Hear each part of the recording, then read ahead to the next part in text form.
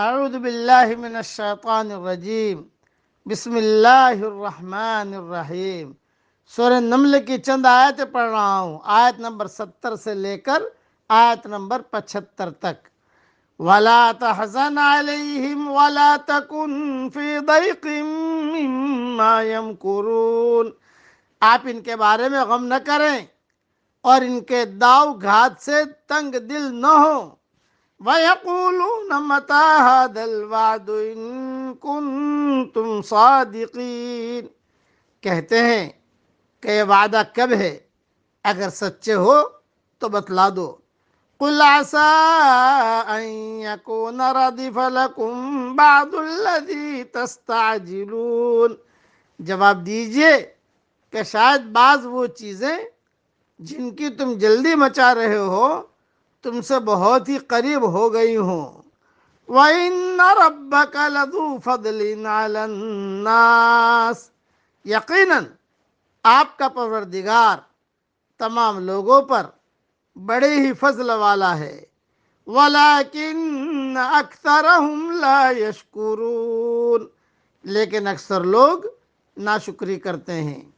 وَإِنَّ رَبَّكَ لَيَعْلَمُ مَا تُكِنُّ صُدُورُهُمْ وَمَا يُعْلِنُونَ۔ بے شک آپ کا رب ان چیزوں کو بھی جانتا ہے جنہیں ان کے سینے چھپا رہے ہیں اور جنہیں ظاہر کر رہے ہیں۔ وَمَا مِنْ غَائِبَةٍ فِي السَّمَاءِ وَالْأَرْضِ إِلَّا فِي كِتَابٍ مُبِينٍ۔ آسمان اور زمین کی کوئی پوشیدہ چیز بھی ایسی نہیں جو روشن اور کھلی کتاب میں نہ ہو۔ مختصر تشریح سن لیجئے اور انشاءاللہ تفصیل اور تفسیر ریاض التفسیر میں دیکھ لیجئے گا۔ غم نہ کرو کا مطلب داعی حق کو غم سے روکنا نہیں ہے۔ غم تو داعی کی غذا ہے، یہ دراصل حق کی بے بسی کی تردید ہے۔ اس کا مطلب یہ ہے کہ سارے ناموافق حالات کے باوجود آخر کار بہرحال حق کو اور حق کا ساتھ دینے والوں کو کامیابی حاصل ہوگی۔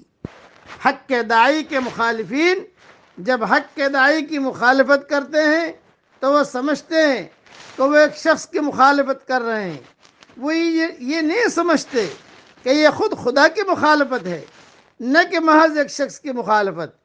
یہ صورتحال صرف اس وقت تک باقی رہتی ہے جب تک امتحان کی مدت ختم نہ ہوئی ہو۔ امتحان کی مقررہ مدت ختم ہوتے ہی خدا کی طاقتیں ظاہر ہو جاتی ہیں اور مخالفین کا اس طرح خاتمہ کر دیتی ہیں جیسے کہ کبھی ان کی کوئی حیثیت ہی نہ تھی۔ آدمی کے لیے اس سے بڑی کوئی نادانی نہیں کہ وہ آزمائش کی فرصت کو اپنے لیے سرکشی کی فرصت کے ہم معنی بنا لے۔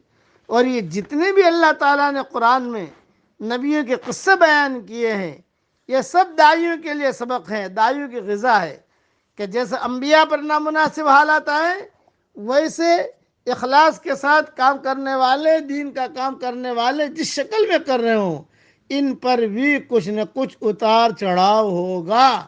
اس لیے آدمی جھیلتا رہے، چلتا رہے، مانگتا رہے، مانتا رہے اور اللہ کے سامنے گڑ گڑاتا رہے۔ اللہ تعالی ہم سب کو اخلاص کے ساتھ دین کا کام کرنے کی توفیق عطا فرمائے، آمین۔ وآخر دعوانا ان الحمد للہ رب العالمین۔